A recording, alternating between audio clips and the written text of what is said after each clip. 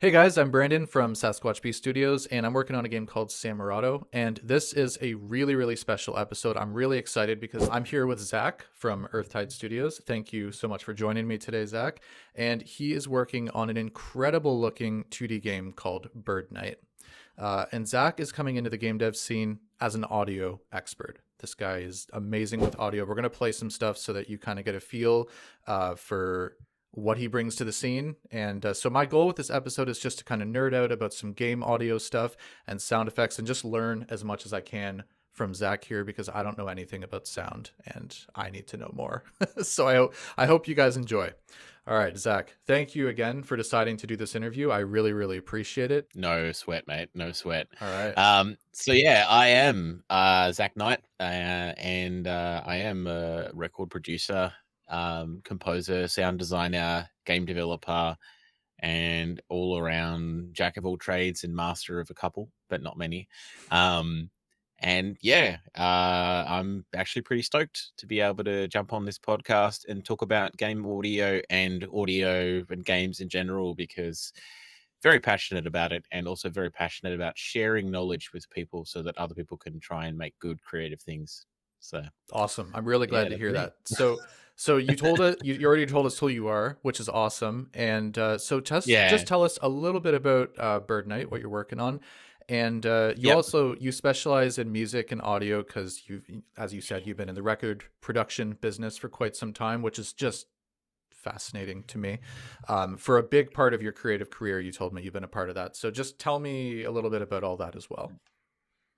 For sure. There's a lot that you just asked just then, so I'll see where I can go. Um, I'll start maybe regarding Bird Night because that might make it a bit easier. So, Sure. um, the the reason why the game is called Bird Night is because my last name is Knight and my wife's last name is Bird.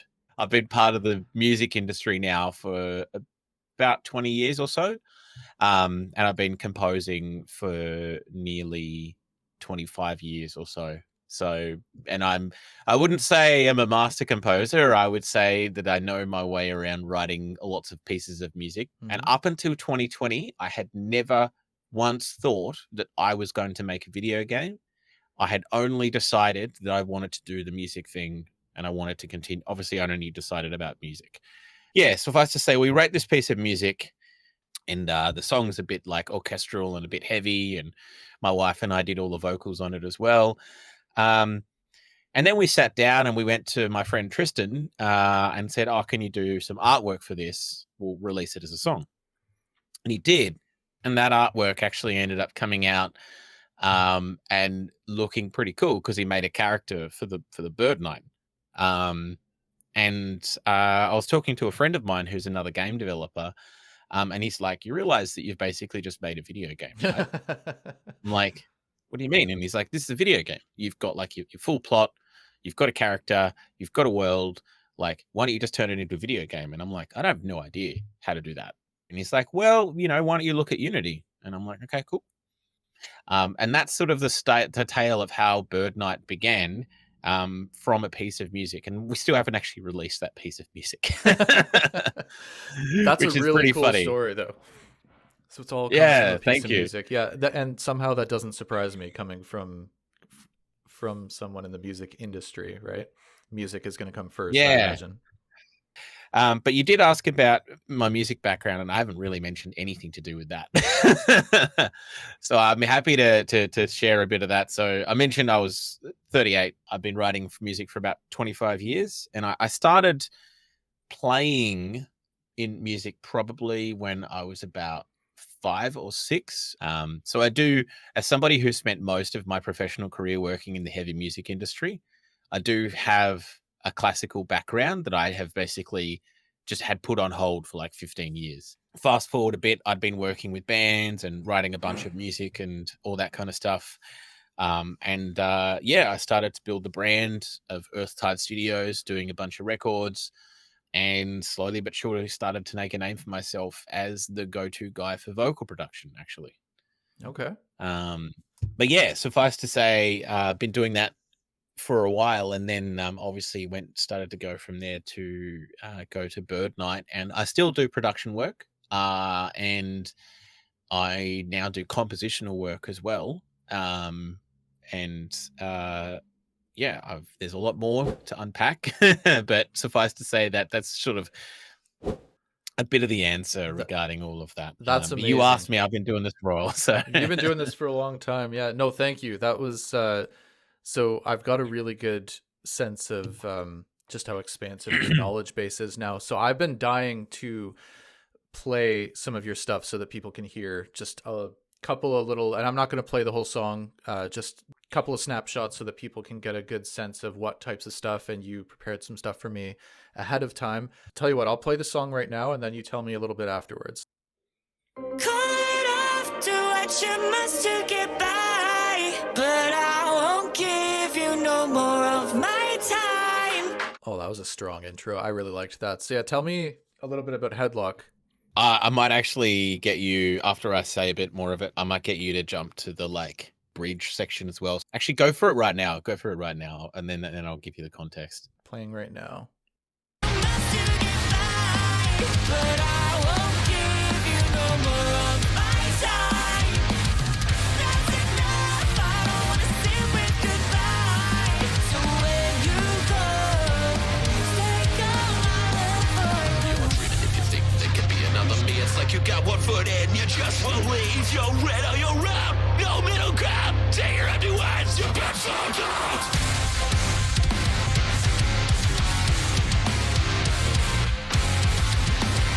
All right, that was really cool. Was that okay? So was that you singing? Do you do that or no? Yeah, that's me. Oh, that's that's my vocals. I didn't know that. That's really really cool. So I'm not a particularly good singer, but I am a screamer, as you would call it. Gotcha. And I do a lot of different styles of they call it fry screaming. So that was yeah. a really cool bridge section there. Thank you. So that song is actually the latest release from a band that I had started up in 2015 called Color and Shade. I actually have since very recently left that band to focus purely on the game studio and Earthtide Studios as well, just because I don't have the time to do that anymore. So we recorded, I basically wrote most of the music for that song and recorded most of it myself actually here at the studio. And then we did the drums. I got the bass player to come in and re-record and add some extra stuff. And the other guitarist came in and recorded a few little bits. And then Beck and I worked together on the vocals and basically ended up getting that song sorted. And then I did all of the mixing and editing and mastering on it. And we recorded live drums at a studio actually not too far from my house. And then I put it together. We made a film clip for it. And yeah, we put that song out. I think it came out late last year. What's up next? Yeah, what's up next is Canvas. And you told me before, I don't remember if I was recording or not, but you told me that you wrote this one for your wife. Do I have that right? That is correct. All so right. Canvas is a song for my wife, Laura. And yeah, have a listen. This one's a bit slower. All right, here we go. Playing now.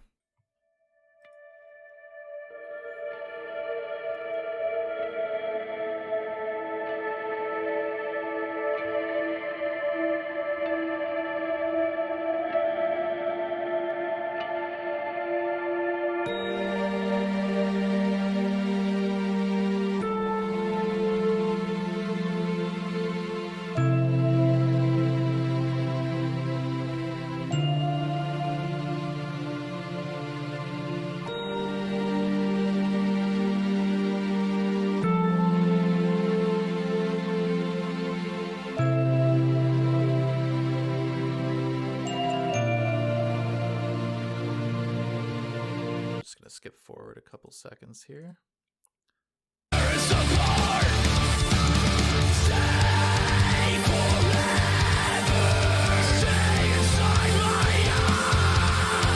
Oh, that was a really, really nice intro though. Like the whole thing was really good. So yeah, you wrote that for your wife. It's very beautiful, Yep. especially at the start there. As you said, it was a little bit slower at the start, but really good stuff. Yeah. Yeah. So I can tell you. So basically, what happened is I'm very open about this kind of stuff in general. But I've basically struggled with anxiety and depression for most of my life, and it wasn't until I met my wife, who's, I would say, she's the most emotionally stable person that I know. Um, until I met her in 2015, that I found that I had essentially like a home base emotionally again, after leaving home when I was 18. And yeah, so basically what had happened is she gave me the opportunity to be able to launch myself out of this destructive situation, kind of similar to what actually you had happened to. Like, she basically every day was just like, you need music stuff, so I'm going to give you my office and you can use that, and that's your music space. And then she's like, oh, you keep wanting to do this production thing, okay, cool, go ahead and do it, and I will like support you to try and do more of that stuff. She was basically pushing for me to like do the production thing, do the like music thing, and try and pursue the creativity, do what I wanted to do. That's And incredible. so, yeah, absolutely. And so she basically, it's thanks to her that I had the guts to be able to go and like try and pursue the thing that I wanted to do. The line where it kicks up into the crescendo is "Stay forever, stay inside my heart, stay forever. They'll never tear us apart." It's very cliche, but like, I don't care. Yeah, and the biggest musical influence for that was a combination between heavy music and just straight up Hans Zimmer. I have one more track that I'm wanting to play, and this is there's no lyrics in this one because this is game music. This is your trailer that you are going to be using. Is this for the trailer for your game, or is this going to be a trailer for something that I'm not allowed to mention yet? This is actually going to be a trailer for the start of the release of content on the Bird Night channel. Okay. But I mocked this up over a couple of days as one of the first pieces of music inspired. The actual song itself that you'll hear is very rough and incomplete.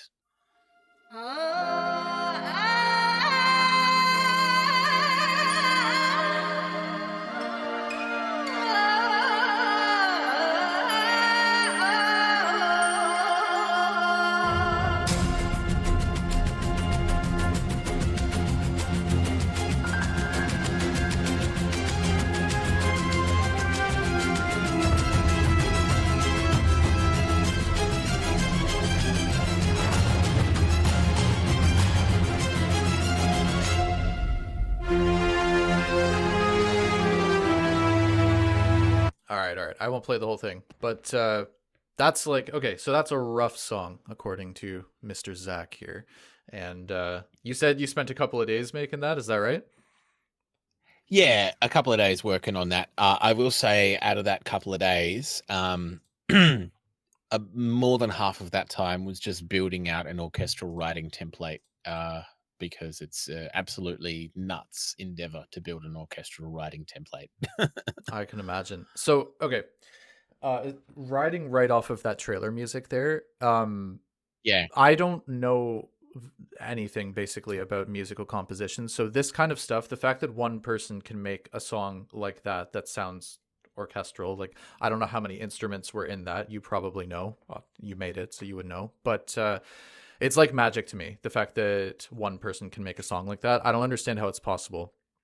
So without like, you know, going into a full-fledged tutorial mode or anything like that, just like really high level, explain to people that just like how can one person do this? How is this kind of music created? Is it all software? Are you doing things with actual instruments in your office there? Just break down the very, very high level process for me to kind of break down that wall. For sure. So that's a nuanced question, because the short answer is it depends.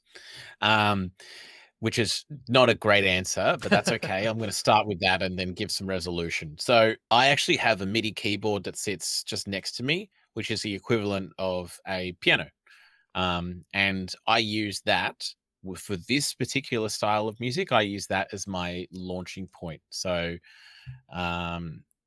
either that, or I'll play it on guitar and come up with an idea, or I'll actually hum it on my phone as a voice memo. And what I usually do is I'll start off with like a melody or a rhythm, and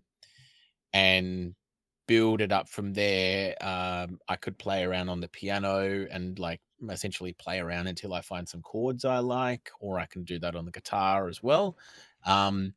If I'm writing orchestral music, or in general, like I would call it like hybrid orchestral music, like moderny orchestral with some sample stuff in there and all of that, and processing, etc., rather than like traditional orchestral music, I may start on the guitar, and I may actually end up keeping the guitar in the music as well. But in terms of the writing process, because I'm more of a guitar player, generally I'll usually start on the guitar and then change that to piano. However, in this particular case, for the Bird Night stuff, I'm specifically not starting on guitar to force myself to try and write something different, because essentially I'll lean into certain tendencies, which will end up not sounding as necessarily in the style that I want them to. Now, with all of that in mind, there's a few really important things to take into consideration. There's the how you can do it technologically wise, and then there's the how you can actually write the piece of music, and then there's the why you should be writing the piece of music. There's actually a kind of a three approach that really goes into it. So I can explain the technical side of it very easily, but essentially that kind of means moot if you don't have these other two things. Okay. So I'm actually going to lean into the how, like why writing the song first, because I actually think it's the most unfocused area when it comes to writing music. And it's the most important thing because it's what people gravitate to. So I'm curious for yourself. I know you obviously love soundtrack music. Just straight away, if I was to say, can you tell me 3 game soundtracks that you want to listen to the most, like you feel gravitated towards the most, or the ones that just are the ones that you love and you think you're probably going to love them forever? Just 3 game soundtracks. Just go for it. Hollow Knight, Ori and the Blind Forest, and Final Fantasy, any of them. Final Fantasy 7, I'll say. All right, awesome. So I can tell you there's a very strong reason that you, like very large likelihood that the reason you want to listen to those pieces of music is because all of them have an incredible story behind the creation of the music for each different one. There's lots and lots of games out there that have fantastic music, but when the piece of music has gone into being created, there's been no story. And then the music has been created and it comes across. And that's often where you'll listen to a game and you'll be like, wow, this music sounds good, but like it's not memorable. You don't remember it. And that actually happens quite a lot. What I'm talking about is I'm talking about the song story, why a piece of music is created, why it matters. And that's the hardest thing, to be honest. That is the hardest thing to be able to gravitate towards and actually obtain. For indie game developers, I actually think it's their strongest point to start with, because it's the thing that they can already do, even if they have no musical knowledge. So, like, for instance, with Samarado at the moment, you have a story behind your game. Yes? It's very rough, but yes. Okay. So if you were to sit down and write down like a paragraph or 2 on the story and what emotions you want people to have when they load up the game and they have that first theme music or the menu music come up. You don't have to tell me right now, but you and your wife could probably sit down and brainstorm something and write that up. Right. So that is your launching point. That's your like where you start when you're focusing on writing your piece of music. What you want and that's people your to reference feel. point. Yes. Correct. Okay. Correct. Exactly. So when I said I spent 2 days working on that piece of music, that trailer music, right? But I spent way longer than that trying to decide what emotion I wanted people to feel when they listened to it. And that dictated what type of instruments I used, what key I played in, what kind of like tone people heard, because it's very minor. It's got a little bit of ethnic stuff. It starts off with that like Mongolian throat singing thing going on, which is a bit different and a bit left of center for orchestral kind of stuff. Then it goes into like a real trailer style thing with like the choppy, really super fast strings and things. And then it goes to that really big, like huge brass, full orchestra kind of sound, but there's no bottom end. Like all the percussion's disappeared, and then it comes in with these big crescendo boom boom kind of sounds to like emphasize stuff rather than just being like full on the whole time. But at the very start, along with the voice, there's also these like pretty little, mallet kind of sounds going on, and there's like a little piano thing that sort of pops in as well, and the strings that go across it there in the background. There's actually quite a bunch of different like creepy evolution style strings where it's like essentially just going up slowly but surely and getting more and more and more and more away from the pitch of the song and sounding more and more and more dissonant to give a feeling, an underhanded feeling that like something's wrong. And that's what I wanted people to feel like. I wanted people to feel like, it's kind of like, I don't know, when you say, you load up a trailer for a movie or something like that, and then you're not even looking at it, but something happens and you hear something, and all of a sudden you're like, and it has your attention. Yep.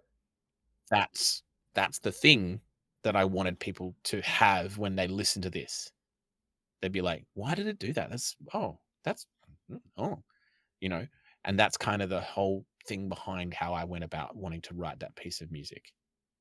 Okay. And so what's really important is when people are writing, to help you and other people who are listening, when you go to write your piece of music, or you decide what you want written for your piece of music and you contract somebody else to do it, you're having reasons behind things, and purpose is the most valuable tool that you can have as a creative person. And it's the same for development anyway. Like, why your character's doing what it's doing, the story behind your game, why you want that particular mechanic, not just because that's the mechanic that is in that game or someone says that it's cool. Why do you want it? Why does it matter to you? Why things matter to you comes across. And that's why those particular soundtracks that you just mentioned, all of the songs on those soundtracks would have gone through that process. Every single one. I would especially say Ori. Like Ori is really focused on the why from every single song, Yep. every note. That whole And you game can seems feel it. tailored to making people feel things Yeah, visually and absolutely. and auditorily. The audio, it's Audibly. all yeah. Audio, yeah. Exactly. And so that's a big part of it. And I would argue that is the most important part. And a lot of people kind of dismiss audio a bit when it comes to stuff involving many creative things, but especially in the games industry, it's always kind of left to last. Yeah. And I think it's a really important takeaway from that would be that when it comes to audio in games, and I know this is going to sound, coming from somebody who is an audio person, I'm always going to have a strong opinion on it, and that's totally fine. But it's a third of the player's experience. Yep. You've got the player's experience, like manipulating and controlling what's going on. You've got the player's experience, what they're seeing, and you've got the player's experience, what they're hearing. Suffice to say, audio is actually a third of the player's experience. Yep. But I don't genuinely feel in a lot of games that it's given a third of the time. And it's a challenge because when games do actually allocate that, and certainly the games that you mentioned, I would say generally a lot of them would allocate not necessarily a third, but a lot of resources to those things. Mhm. It shows. It really shows. And you know, honestly, if a game is done really well when it comes to audio, the music will grab you, but in general, you'll actually just play the game and it will be part of the experience unless it's specifically intended not to be part of the experience and be like a standout thing, Right. you know. But that's based on design. So, there's your answer in regards to the first thing. uh So we'll go with the how I do things mechanically, and then then there's the compositional stuff because there's a bit of crossover there. Okay. So if someone out there wants to get started writing music, um, most people who are building video games, usually most people are using a PC. If they're not, they're using a Mac. If they're using a Mac, it's actually easier with audio I'm not because Macs surprised to have hear their that. own Macs have their own inbuilt audio processing system. And a lot of Macs actually come with audio software called Logic, which is really good. However, the first investment that you need to make is a piece of equipment, actually, called an audio interface. And I'm going to give Brandon's probably going to mention it later on anyway, but I'm going to give him a lot of resources on things that people can get their hands on if they want to do that kind of stuff. Yes, please. But an audio interface that's really important and super useful is one that is going to be high quality that you can afford. So Now, this is a piece of hardware that's going to be sitting on your desk or in your room somewhere. correct. Okay. Yep. So I have quite a different audio interface to essentially almost what everyone's going to be using. My actual audio face that I'm using right now, that everything is running through, is 23 years old. Wow. And it's still running. It runs on Firewire. It has no preamps in it. It just is an audio converter, but it's a very powerful one. So what does it do? So, and I'll preface to say very quickly, 95% of people who would be listening to this podcast who intend to do anything audio-wise do not need to get what I have. A lot of the big composers and producers and all that kind of stuff who do game audio don't necessarily need to use an interface like this. So I'll preface that to say you don't have to go out and spend $2,500 on a recording interface to be able to do really awesome audio in games. Okay. That's good to know. So what an audio interface does is it allows you to be able to record audio and also process audio properly inside a DAW, which is a digital audio workstation. So the one that essentially it's like the best way of describing it is people listening to this podcast know what Unity is, they know what Unreal is, they know what Godot is, they know what game engines are, right? Mhm. A DAW is the game engine for audio. It's Okay. instead of having a like how it used to be, where you literally had a mixing console that could be like up to the size of a car, and you had all of this rack equipment, physical rack equipment, all these synthesizers, guitar amplifiers, and all of this kind of physical equipment. It's all in one piece of software. A DAW. Now, that doesn't necessarily mean, in a DAW. Now, I use one called Cubase. I really like Cubase because Cubase, in my opinion, is the best one. If you want a premium one, is the best one for anything involving games and films. Cubase actually have a higher end version of theirs called Nuendo. Cubase is from a company called Steinberg. And Nuendo, which is a slightly different version of Cubase, is actually the industry standard for film and video games for high-end stuff.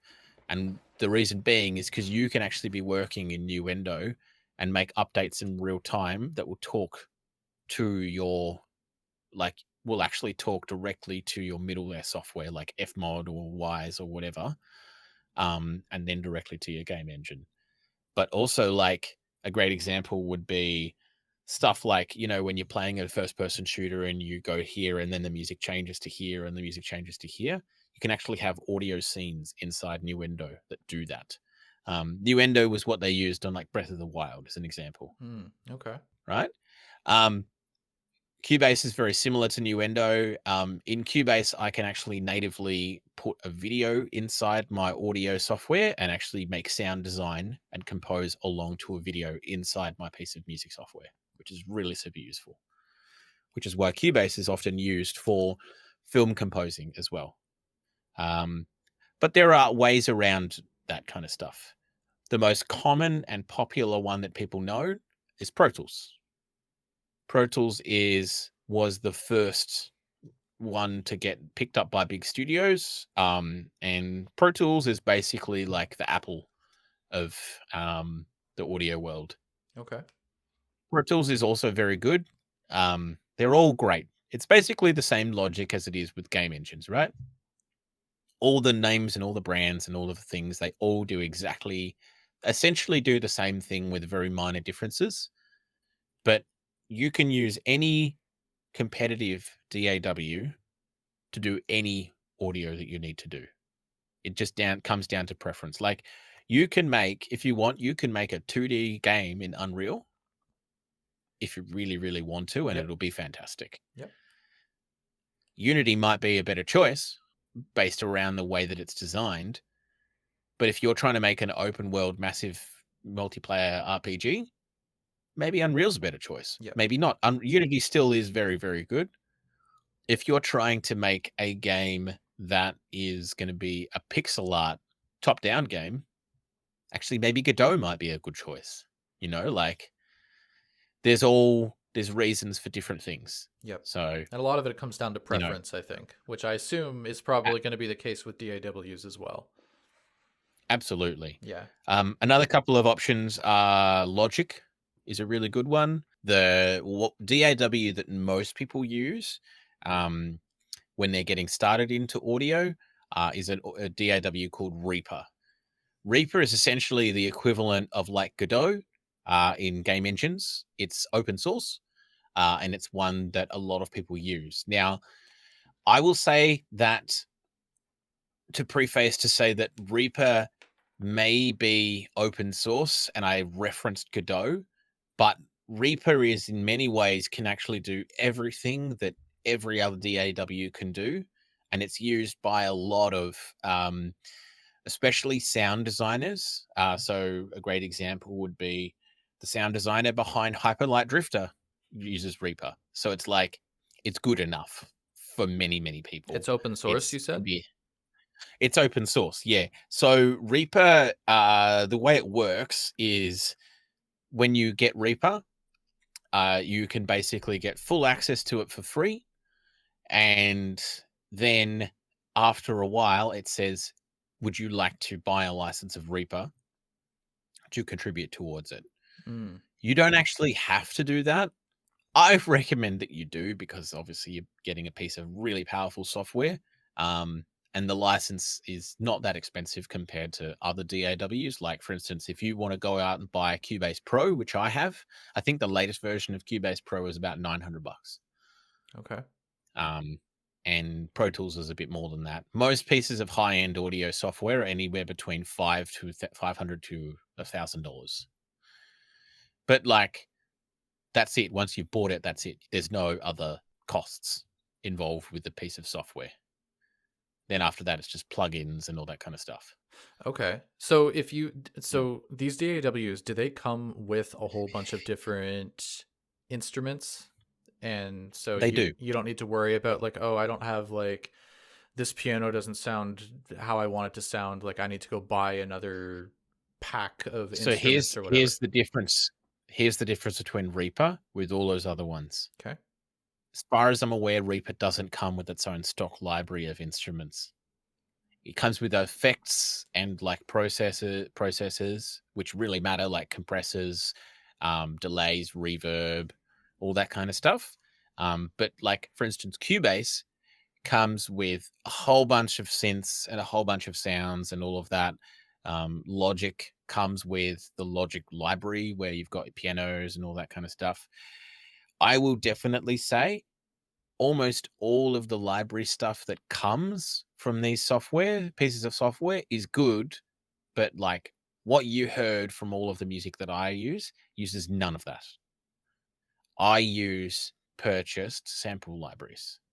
So now that we've gone into that, if someone's getting started and they want to do audio for their game, personally right now I would say go and get Reaper. Go and get yourself a recording interface. I would recommend that if you want to get a piece of recording interface, the quality you'd be looking at getting yourself a Scarlett if you want to be able to just have something that's going to do the job. Mhm. If you want something that's going to be a little bit better and is probably going to be something that you're going to be good enough to use almost forever, buy an Audient, which is AUDIENT. And if you have a pretty good job and you've got money to spare and you want to be the kind of person who gets something and you never have to replace it, buy a brand called RME, which is the brand that I have, but there's a specific interface that they have that is the one that almost everyone gets and then they never replace it. It's called the Babyface Pro. Babyface Pro. Okay. Yep. And it's a small interface and it has internal loopback. So you can use it for like YouTube and videos and content and all that kind of stuff as well. Be able to record your screen and record audio and record your computer audio software at the same time and all of that. And it's super powerful. And if I didn't have the one I have right now, I'd be getting that. Okay. But that is anywhere between $1,500 to $2,000. Mm. So if someone got Reaper, which is Technically because like free initially. yeah, Yeah. like if I was gonna start learning to compose music, that's where I would start because it's like zero startup cost. That just makes sense. Let me dip my toes in the water and see how it is without spending a fortune on it. Are there, and you don't need to give me resources because as you mentioned, we'll put a link of stuff in the description, but just yes or no, is there such a thing as a stock library of instruments you can get that you can use like copyright free that are either cheap or free? Do those exist? Absolutely. Yeah. Absolutely. Okay. Awesome. Lots of them. That's awesome. Yeah, now I'll definitely say when it comes to physical equipment, if you want, you can write music just using your keyboard and your mouse if you want to. I don't recommend it because it's not very fun. The other piece of investment that I would recommend people doing if they don't want to get a standard instrument, like a guitar or whatever, or something along those lines, is that they have a microphone, and it can be a USB microphone, but they have a microphone and they have a MIDI keyboard. And I, for a very long time, just had a brand called M Audio. I still have that same brand, M-Audio. And I just had one of their like Key 49 ones. They're very cheap. You just need a USB cable to plug it in. And all it is essentially, it just sends MIDI signal through your interface to whatever piece of instrument you're using. So it actually it looks like a keyboard, but all it is just sending software signal. As opposed to using your mouse or your computer keyboard. And I assume this saves you time and makes it easier, or both. You can't really play music. Like you can't, like, essentially it goes from being able to like just click and be like, oh, well, I'm gonna just click each different individual note inside the thing, which is extremely arduous and very slow and not very inspirational, versus you just like loading up, say for instance, like a string library and just like pressing notes and being like, oh, that sounds cool.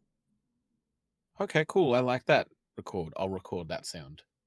Okay, cool. Like, oh, that's an interesting drum sound. I like the sound of that. Press thing. Oh, you can hear it back in real time and listen to it and be inspired. Essentially, like, when you code something and you test it out, you've seen that it's worked, right? Yep. But like you didn't go into the Unity backend and then go through and manually make all those changes yourself. Right. You can, but it's really not a good idea. No. There's no point. That's why mono behavior exists, Yes. like yeah. Anyway, cool. So that's the short answer. Yeah, when you get started, I would say doing that. And there are a lot of free instrument libraries out there. Some of the free instrument libraries, I would argue, are just as good as the very expensive paid ones. Oh, that's and good there are a number of good companies that make relatively inexpensive, really high quality virtual instruments. An example of which would be Spitfire Audio. They're one of the most popular ones, and they have a section of their library called their Essentials Library, where every instrument in the Essentials Library costs $29. Yeah. So just as an example, if you wanted to go out, orchestral music is like the worst example of being able to get stuff that sounds good, by the way. Because if you wanted to go out and buy samples to be able to write an orchestral score similar to what I did, you're looking at several $1,000s worth of software investment in the libraries. So many You can instruments, buy I an all guess. yeah, well, it's because I have more than just like one library that does everything. I have like a piano, I have like a brass library, I have multiple string libraries, and sound design ones, and all these kind of things. The world of audio is as vast as the world of game development. Like there's so many. You go to the asset store and you're just like, hey, I'd like to find some visual effects, and you can be there for 2 days looking at visual effects, trying to decide what you want. Okay. And you're like, I've done that before. Yeah. You're You know. painting a really good picture for me right now. So okay, yeah, Yeah. it goes deep. I see. It goes deep, but it doesn't have to get started, and it doesn't have to feel intimidating. And I'll give you some references to link to some tutorial stuff that both I've made and a bunch of other really helpful audio people have made regarding game audio specifically, that you might Awesome. want to link maybe in the YouTube video or whatever, so that Yes. people can grab that stuff. Yes, as Zach just mentioned, I definitely in the description of this video, or if you're listening on the podcast side, we're going to have a whole bunch of just resources. I asked for him to put together a list of free resources, so as things that you can watch on YouTube. Free sound libraries would be fantastic. Anything that you've got in your back pocket, for people that are wanting to get started and not have to spend a fortune. So yeah, check out the description for sure. Absolutely. I will actually say that on my own side of the fence, I actually have, besides having a YouTube channel where I teach audio production specifically, it's not focused on games, it's just audio production in general. I actually have also made 2 courses teaching people audio. They're both focused around vocal production, but the knowledge is something that is like quite happy to be passed on with air. One of them is a free one, and the other one is like a 15.5-hour, 16-hour like course that is all about teaching people vocal production and mixing and all that kind of stuff as well. And I teach the basics of engineering, etc. I will give Brendan the links to those. I will say it's a massive deep dive.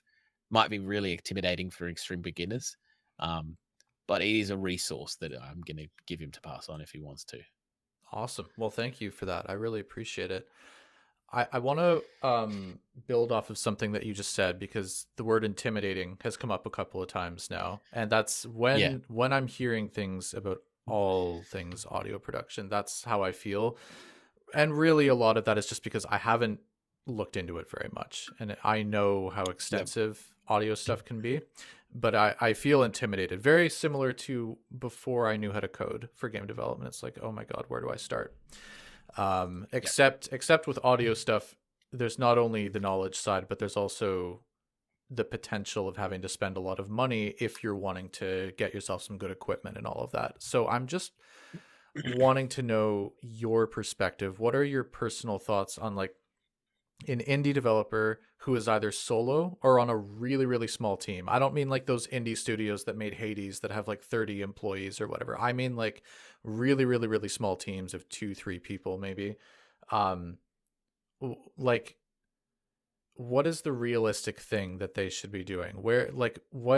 Because it's hard, right? You can spend a lot of money hiring out to get someone to compose your music for you, but that requires a lot of money.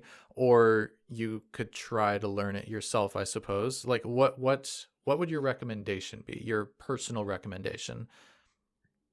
Absolutely. So the first thing I'll say is if you're an indie studio and you're wanting to make a game that is going to have impact, creating your own customizable audio is really, really important.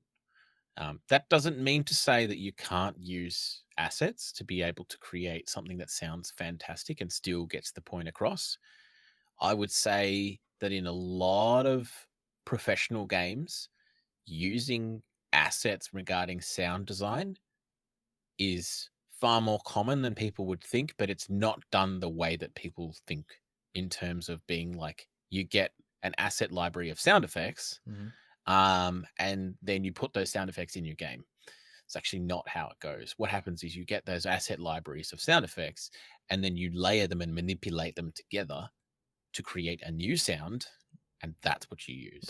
And you do what it I in a do. way that is super, and that is the way that most people do their sound design if they don't know how to record anything. And even when they do, spoiler, I actually have a lot of premium sound effects that I have purchased, several thousand dollars worth of premium sound effects from some very expensive sound libraries on purpose because I knew I really wanted them.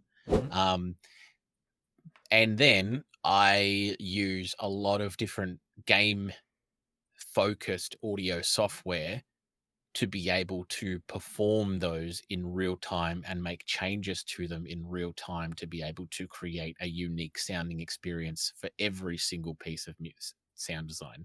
So that's a thing that we haven't talked about, which I would say is actually 50% of the equation is sound design. Yes. Because sound design is actually just as important as music composition. 100%. Yeah. So sound design definitely leans itself to being something that you can use assets for. And also sound design leans itself to something that is easier for people to get started with when they're making sounds and things for their games. Because if you have a microphone like we do right now, and you have anything in your house, congrats, you're a sound designer. Like, honestly, recording sounds and manipulating sounds is what a sound designer does. Now, that doesn't mean to say that you're going to be able to just be a whiz-bang sound designer straight away. Right. It's really hard work to do it. Like, as an example, I was listening to a podcast where the sound designers behind June were talking about how they did that sound design. And they literally went out and did location sound design for the giant worms by going to the Sahara Desert and recording sandstorms. Yeah. Okay. Because that's the thing, is when it comes to sound design, at some point, to get the sound that you want, someone's going to have to go and do that actual thing. So that's why you go out and you find really, really good sound libraries, not just your generic ones, like good, sound libraries that are vast and have thought about these kind of things, of people who go to like weird, strange caves in the south of Italy and record the sound of someone hitting a bell inside this giant crystal cave. Because that sound is super unique and you can't get it anywhere else. Right. And then they'll take that sound and they'll put it in and they'll use it as an example, blended with a bunch of other stuff, for the sound of when you get an ability in Ori of the Will of the Wisps. Spoiler alert, that's probably what they did. Okay. But that's the point, is that like that's how you create those unique, interesting, fantastical sounds, is you take things and you manipulate them. And I will be giving you a list of a bunch of lots of free sound design options, and also two particular YouTube channels, which I think are really, really good to help people understand that you can actually go out there and make sound and go out there and make your own unique sound design. It's time. It takes a lot of time to do sound design, but you can absolutely make your own customizable sound design. Yeah. What's his name? The YouTuber who's doing is the Australian one who's doing the Viking game? Lost Relic I think it Games. is. Yeah. Yeah. So most of the sound design that he does, you probably notice it when he's sitting there doing his videos, like the sound of like the skull dropping. He's literally just him just going like hitting his mouth and then making like weird mouth noises and and that's Yep. the sound of the skulls dropping. He includes that in his devlogs. I remember he brought out a frying pan and like a knife, just went into his kitchen and got some stuff and just kind of sliced the blade against the frying pan to kind of get a nice, like, I think it was like a sword being unsheathed or something. I don't remember. But yeah, just really creative little uses to get sounds. Yep, and that is the world of sound design. So like I would recommend that people, once you get started, just think like, what do you want things to do? And then like, you know, how do you want to make the sound? Like if I for instance, right now I have this camera cap sitting here right now that I have that sits in front of my camera, and occasionally I'll use it as a sound to like test it for an equip sound, and I'll just be like, and I'll test to see if that's a usable sound for something, you know, or like I'll grab a glass and I'll be like, and then I'll turn that into a note or whatever, you know, lots of different things that you can do to make sound design. I would recommend people who are doing sound, who are trying to get started doing audio regarding their games and they've never composed music before, start with sound design and start to create your own sounds and or manipulate sounds from sound libraries that you've got. Like, you know, you want to make like I don't know, an ice spell sound. So you find the sound of like running water, you find the sound of like crackling, you know, you find the sound of like a bit of a boom or something like that. And then you layer those together and then do a little bit of processing inside Reaper to it and put some reverb on it. And then you do a whoosh sound before it and you've got whoosh. And that's your spell. I Right. use Audacity to do these things. Is that okay? Audacity is fine. I would recommend that you get your hands on Reaper. Okay. Personally, I think you'll find that Reaper will be significantly more powerful for you. Audacity is fine, but the conversion rates that Reaper does is much better for you. Okay. Good to know. And Yep. Reaper is the open source one, yes? It is the open source one. Yeah, it is a small fee to pay for a license for it when you decide that you want to pay the license for it. Gotcha. I do recommend that people do pay for software that requires being paid, but Reaper is a great example of something where they allow you to evaluate the software until you feel like you want to pay for it. But it's only a 30-day thing kind of Yeah, thing. But which is great it's for up to people that people. want to get their toes wet and learn or see if it's for them Yeah. or decide like, oh, I don't want to do this. I'm going to hire out or whatever. So Exactly. So regarding sound design, when like getting started, I would recommend you do sound design first. If you have never done anything before, it's a lot easier to get started. I am not here saying that being a good sound designer is easier than being a good composer. They're both, masterful sound designers are the kind of people that will they'll look at objects and they'll be like that, and they'll be able to make something, and you'll be like, oh my God, how the hell did you do that? yeah, Or the people that you'll see those videos where you actually see people doing real-time sound design with random house objects. smashing watermelons and stuff with hammers. Or the most common thing that you would hear when it comes to like breaking bones is snapping celery. I've seen that. Those are really, really fun to watch. Just watching people create sound effects in video form is really neat. Absolutely. Yeah. Now, when it comes to composing, I would say focus on getting yourself a MIDI keyboard and trying to learn the basics of piano. Especially if you want to do orchestral music, most modern orchestral composers will do what they call a sketch, which is essentially they'll sketch up the basics of what their chords and melody are for the orchestral song, and they'll do it on piano most of the time. People who have the training, will potentially notate it. If you don't know anything about music and you don't know anything about sheet writing music and reading music and all that kind of stuff, probably don't want to necessarily start with that because it's going to be that's more intimidating. Like I would definitely say, as an example, I've been a composer for a long time. I know how to read music. I know how to notate music. I don't ever do it. I never notate music. I just remember what I need to play. Now, that's annoying for some people if they don't have the memory, but regardless, that's why you've got your music software, because you can just play back and look at where the chords are and be like, oh, okay, that's what I played. Okay. So, yeah, start with the learning the very basics of piano. And when I say the basics of piano, like just knowing what the name of the keys are on the piano, that's very easy. And if you're writing music at the start, when you look at a piano and it's got the white and the black keys, just play everything on the white keys initially. If you play everything on the white keys, it's going to sound good. It may not necessarily sound exactly like you want it to sound. Like you might find that, things sound a bit too happy because, if you're playing everything on the white keys, that's generally what you can do. But just start there, because if you play everything on the white keys, what it's going to do is it's going to always be in key. The main common thing that people would be doing if they're playing from the center of the piano, which is where you usually start playing, is if you're playing from the center of the piano, you're playing from the C in the center, and that's your starting note. You're playing C major, and you're basically playing like the happiest sounding key. Okay. So, if you're making like a cozy indie game, might be a great choice. Yeah.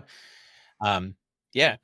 If you want to make something sound a little bit more Hollywood, go up to the next key and start on there and use that as your starting point. And that is going to be Dorian. It's a mode that allows you to basically be able to be like, sounds very Hollywood.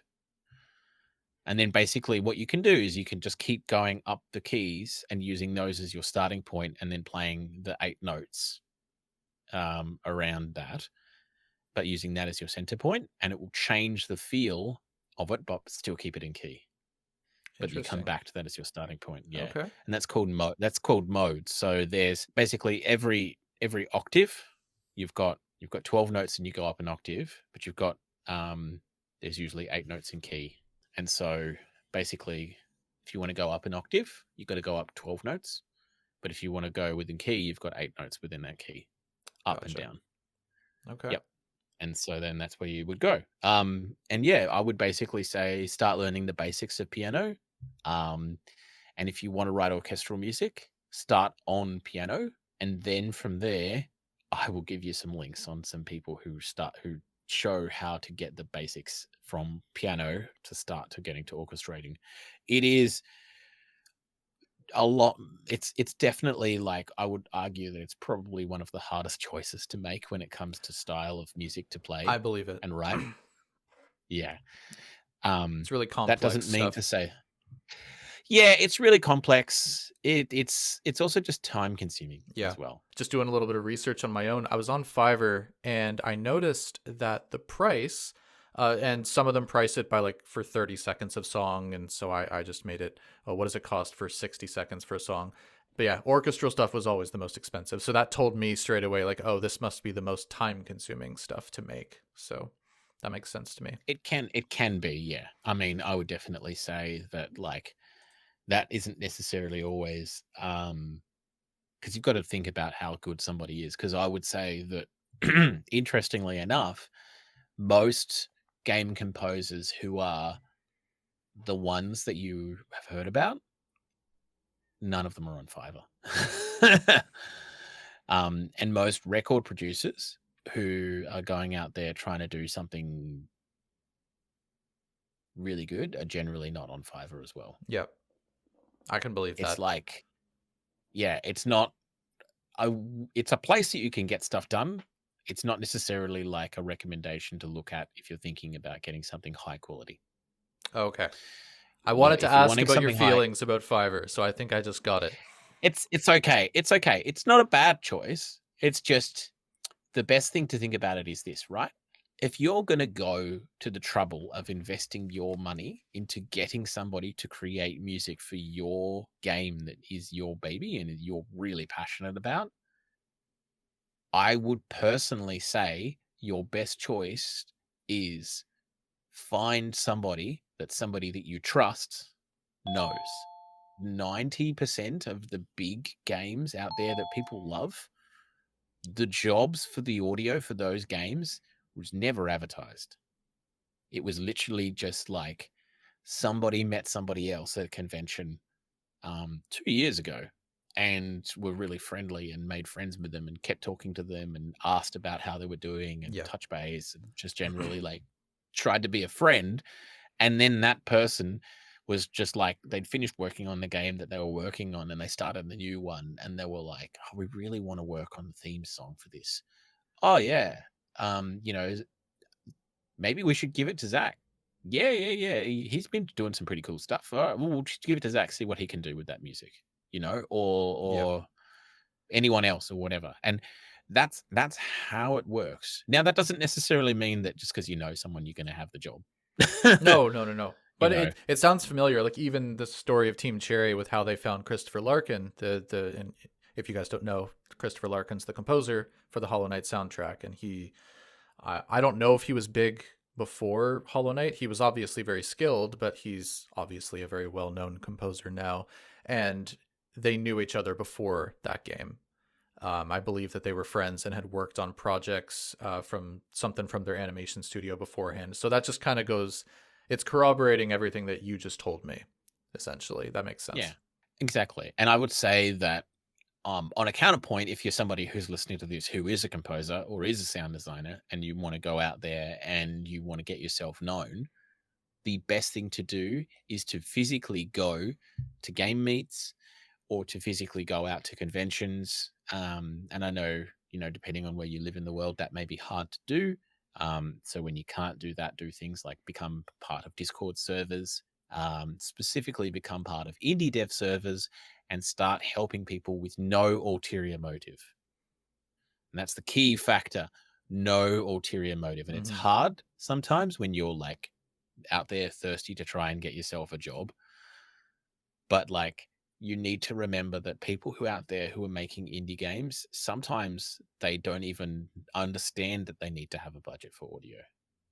Yep. I've actually spoken to a couple of people on your server, some people who are making some pretty good games, and the understanding on how much it's worthwhile them actually investing in putting aside a good budget for audio versus what their understanding of it is very different. Yeah. And that's not to say, I'll say this, by the way, there are lots of really good games out there that use assets for audio, and you can do that.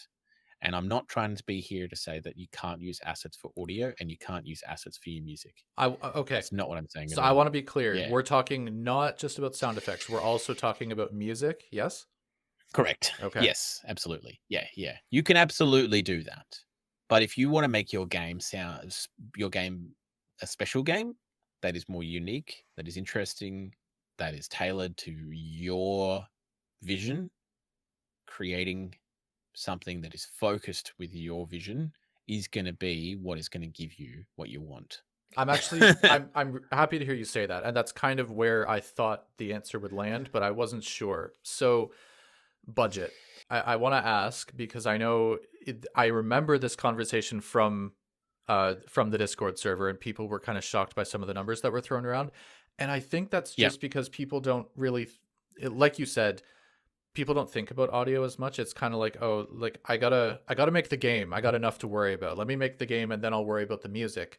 So I have two questions actually in regards to that, because I can see how that would be a problem, because I have to imagine that coming up with a good game soundtrack and all the sound design, obviously, but I do that as I go along because I hate testing things when there's no sound. So just for me personally, that's not really an issue. Sound is being created as I go. But music, I can see how it would be very easy to leave that till the very end, because it's like, well, I got enough on my plate and I don't have a budget right now. So if people want, I'm not talking like, just some generic indie game where it's like a hobby and they're hoping to maybe make $1,000 off of, like, you're not going to go and spend thousands upon thousands to hire a composer when that's your goal. That just doesn't make sense to me.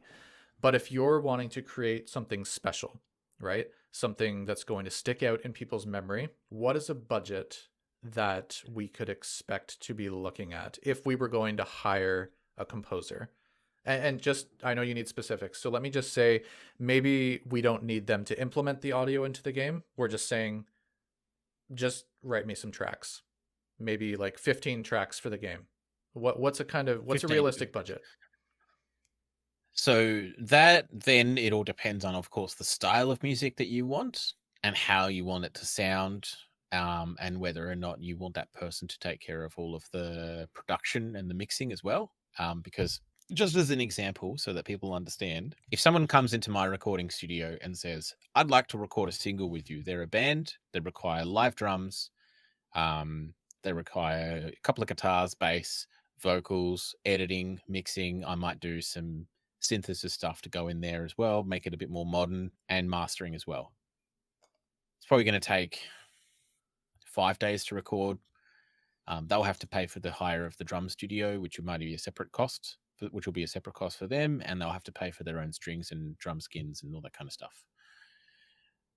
Doing a single, including having a day of pre-production where they come in and they show me the demo, and basically we just make it like check out song structure and all that kind of stuff as well. I would say that's going to be anywhere between 4 to 5 days in the studio. Mm-hmm. So my budget for about all of that is anywhere between 1,800 to 2,200 to do that. Now that's my budget. That's not necessarily to say that everyone's the same. Yep. If you were to hire me just to mix a song, like say for instance, you composed a piece of music for your game. Most pieces of music that you would compose for your game would have more than 20 or 30 musical layers. But say you composed a piece of music and you said, hey, here's my piece of music. Can you now take this and mix this? I'd be like, no problem. That's $400 just to mix one song. That's what I actually charge normally. However, when you're a composer in video games, usually the presumption is the composer is also the mixing engineer, and they basically make everything sound great, and that's included in their cost, and it's presumed that they're going to do it, and it's usually something that they eat as a price. So then when it comes to how much the budget's going to be for 15 songs, if someone said to me, what's the budget to write 15 songs for a game, and I want the songs to sound like electronic music. And this is not to throw electronic musicians under the bus, because there are a lot of musicians out there who do electronic music that takes a lot of time and effort as well. If someone says, I want to make electronic or chiptune or just game music in general, right? Something that's not necessarily orchestral. You'd be looking at anywhere between $5,000 to $10,000 For 15 songs? Yeah, Yes. $5,000 to $10,000 Okay. for somebody who doesn't have heaps and heaps of compositional credit from big games, but is a good composer. Okay. It doesn't have that reputation to be able to justify more. Gotcha. Right? Orchestral, I would say you're looking at anywhere between 8 to 15. Okay. Gotcha. What if it was like easy, old school, 8-bit soundtrack? The first option still. Ah. If you want it to be good, it's still going to be at least between 5 to 10. Okay. Now, it's pretty common for people to get the job of doing sound design and music at the same time. Just as an example, and I will definitely say that this is something that I am currently doing at the moment. I actually have an indie game, a Metroidvania, that I just landed a contract to do the music for, all the environmental music and the sound design, and then another composer is doing the trailer and the boss music and the menu. Okay. So I'm doing around 10 songs for it, plus all the sound design. And I'm doing the integration as well, like all the Fmod integration, but I'm choosing to do that for free because I want to test doing all that in the level of a game that I'm going to be doing for that before I do it for my own. Nice. Okay. That game is going to be built over it's already on Steam. It's called Rat Trap. And it's actually going to be showcased at PAX, which is really cool. But that's actually going to be the development of the audio for that. I think is going to be about over a 16 to 18 month period. And I'm quoting for what I'm doing. I'm quoting more than the 5 figures, more than just flat 5 figures. I won't go into specifics, and there are discussions regarding that with the developer Yep. as well, Okay. in terms of what kind of quote, and value and all of that kind of stuff. There's that, and then there's another level, and the other level is if you want a soundtrack that sounds like, a great example would be Ori, right? You want a soundtrack that sounds like Ori, right? Ori is real orchestra. It's actually a real orchestra recorded live. It is not a sampled orchestra. Wow. So there's the composer, there's the orchestrator, Yep. there's the live orchestra, there's all the engineers to record a live orchestra, which I personally, if someone said to me, hey, Zach, can you record a live orchestra? I would be like, I need help. A great example would be, obviously we're talking about Ori, right? Mhm. A great soundtrack that the composer from Ori, Garrett Coker, did is Ark Survival Evolved. Oh, yeah. Yeah. So he did Ark, right? Ark was recorded at Abbey Road with a 93-piece orchestra over 3 days, because orchestras are bloody impressive. Wow. All of that music was recorded over 3 days. That's nuts. Yeah. I expect that their budget for that would have been more than 6 figures for all the audio on that game. That doesn't surprise me because there's so many people involved. It's absolutely insane. So if you want to go, if you're the kind of indie developer who dreams of having real orchestra, recording even the most affordable real orchestras that you can get, there are a lot of them in Europe that are specifically hired out to do this kind of stuff for films and games. They literally tailored for this kind of thing. And they even, if you're a composer and you don't know how to orchestrate, I'm not particularly great at it. I would get somebody else to do the job for me. They do a better job. It's a whole different skill. And they have people there who are like, you can pay to have our orchestrator orchestrate it for us, for you, and help you make sure that it's going to be good. You can hire, and I know this sounds a lot, but like you can hire for 30 grand, you can pay 30 grand and have a real orchestra and record your game music with real orchestra. And it will sound bloody awesome. Yeah. And the difference between that versus Ark is going to be like, the sound quality is going to be like something that you're not really going to care about that much. Like it's still going to sound incredibly awesome. Quick caveat though, Hollow Knight only has 3 or 4 live instruments and the rest is all programmed. He is not a live orchestra. Okay. Well, that's So cool that's hear, humbling actually. to know. Yeah. That's humbling to know, right? Currently at the moment in my headphones, I actually have, I think we mentioned it before, but I actually have the soundtrack to Star Wars Jedi Survivor playing. Yep. Which Gordy Hub, I would argue, one of the best modern composers for video games that live, right? He actually won Grammys for this soundtrack. Okay. So it's like Big really, deal. really awesome. This is like, it's big deal, right? Yeah. Essentially, he's actually written more Star Wars music than the original composer from Star Wars now. Really? Yeah, he's written like 80 hours worth of Star Wars music. So I have a question. Yes. Because we were just talking about Hollow Knight, so this feels like a good segue Yeah. into it.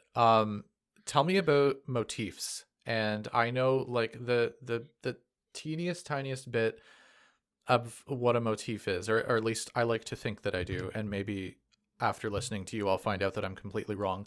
But I remember watching a couple of YouTube videos on the creation of the music for Hollow Knight and the fact that they use, which was a new word to me at the time, which was motifs. And I was like, what the heck is that? And then I came to learn a motif is you have the same kind of tune playing in different parts of the game in different ways to evoke different emotions from you, but kind of have that same, like, it's the same tune. I'll but explain it. Yeah. Thank you. Go ahead. That's okay. So a motif or a leitmotif, it's a memorable phrase that is used, and it's basically the hook, right? And Christopher Larkin uses a motif in Hollow Knight, and it's everywhere, and you hear it. You're like, oh, that's the thing. Yeah. It's the melody. It's the melody that you remember. It's the melody. I Yeah. would say it is the melody, right? A lot of films do it too. You would hear it in Interstellar. You would hear it in Inception. Hans Zimmer does a lot. You would also hear it a lot in Ori as well, especially Ori, the Will of the Wisps. There is the na na na na na na na na. That's the motif, Yep. and that happens everywhere. The reason why it is really good to do in games is because what happens is you have the opportunity to have lots of music in lots of different places, but you want to have something that solidifies things and makes them sound like they all come from the one cohesive thing, even though one piece of music can sound drastically different to another piece of music. So what you do is if you have a motif, you can use that as your way of essentially just like gelling pieces of music that otherwise wouldn't necessarily work together, because you're using a motif and you're changing up. Like you might have a song that's really slow, that's like in a kind of like a slow ballady kind of feel, but it has the motif. And then you have an action piece of music that's like really fast, and the motif like slightly changes some of the notes, or it's in a different key, Yep. but it's still there, and it's like, or it's spread out across. Like a great example would be like what's his name, the second last boss, the main the Hollow Knight. The Hollow Knight. Yeah. The Yep. actual Hollow Knight. Yeah. So the music in that has the motif, but it's like really like glaring going on, and it's really like kung, kung, kung, happening. Whereas, when you listen to like the motif in Dirtmouth, it's just like really somber and sad, and Yep. but it's still the same motif. And so that is what a motif is there essentially to be able to deliver that cohesiveness between pieces of music or within a piece of music, to allow things to sound like they're cohesive. Now, I would definitely say there are probably classical composers out there who are saying that I've totally butchered that, and that I've not given a good example of what that really is. I'm talking about specifically for games. But yeah, a motif, really, really hard to nail down your motif. I'm very happy to say that I've actually written the motif for the Bird Knight game, so that's the hardest awesome. bit's done. Not really the hardest bit done, because just as an example, to give people a bit of perspective on how much music that's going to be in Bird Knight, because of the way that I'm choosing to do our dynamic music system, we're actually going to have 40 songs, but there's going to be 6 to 7 different versions of every song. Oh my god. Yep. And there's also going to be for every level there will be 7 different versions of the ambience as well. Wow. And I take it you're doing all of that, yes? Or All most of it. most And of I've it? actually already I've already started conversations with Fmod on how that I can create a unique system inside Fmod to be able to control the changes and have manipulations happen to different layers of the music in real time, so that every single person who plays the game will have a different sonic experience. Tell me about Fmod, because I've heard you mention it before, and Yes. I had never heard of it until I saw you throw in that term around in the Discord server.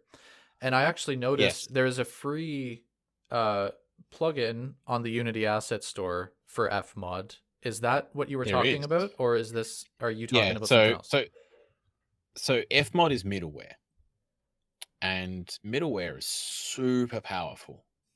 All the games that you love use middleware, and the main two that people use are Fmod and Wwise. And what it does is Fmod is essentially, it's one of them. I wouldn't say either of them are better. I would say I'm using Fmod because I have access to be able to talk to the people at Fmod, and game people that I know have used Fmod. Fmod was what they used on Hollow Knight, as far as I'm aware. What it is it's a middleware. So basically, you've got Unity, you've got, say, Cubase, and then you've got Fmod. And Fmod, actually, you create your music in Cubase, and you export all of your music, and you don't put it into Unity. You put it into Fmod, and then you make game objects inside Unity where you want your audio to be triggered to. And Fmod has all your scripting and all your controls, and all your layers and all your dynamic adjustments, and you can do it in real time and test changes to your audio in real time with Fmod. And you can create all of your scripts and everything inside Fmod, but all you do in Fmod is you go, I want to make that go quieter, and then Fmod just changes its script in real time to Unity to do that for you. And you don't Okay. write any code in Fmod.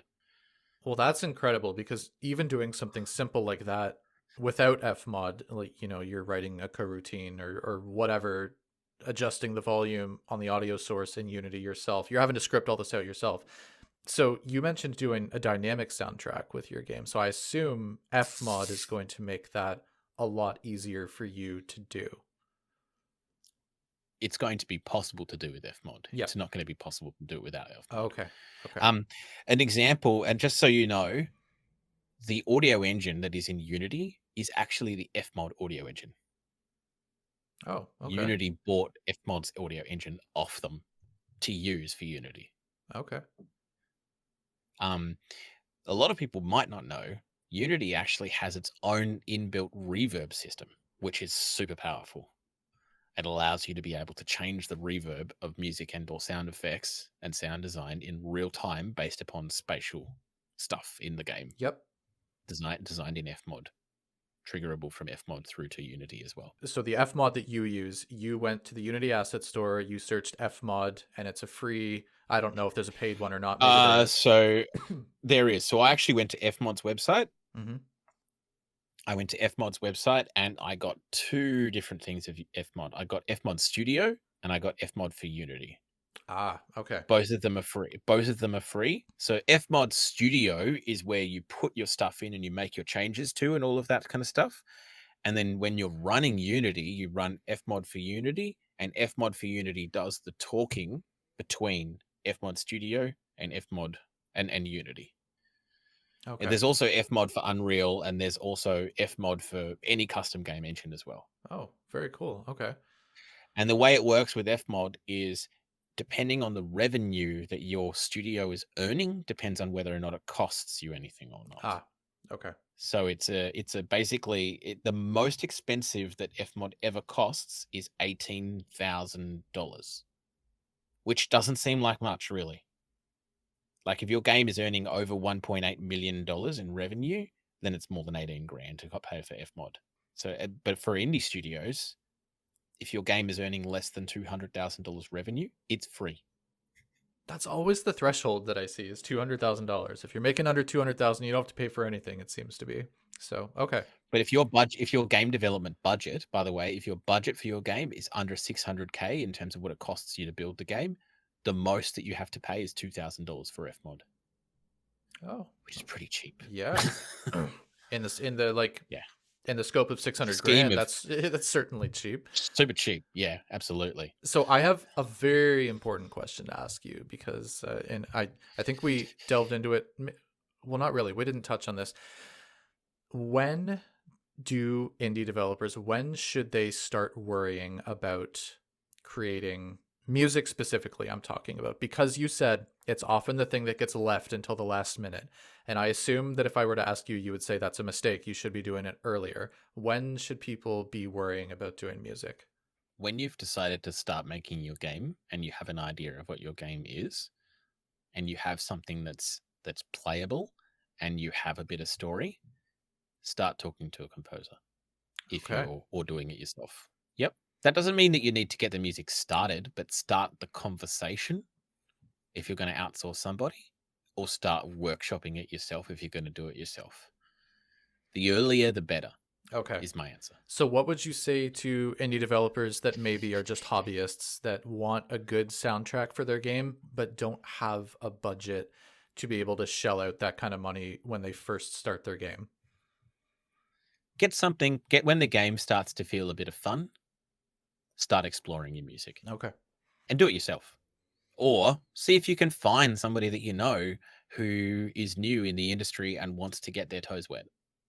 Okay. Talk to them about revenue. Talk to them about revenue share. Revenue share. Okay.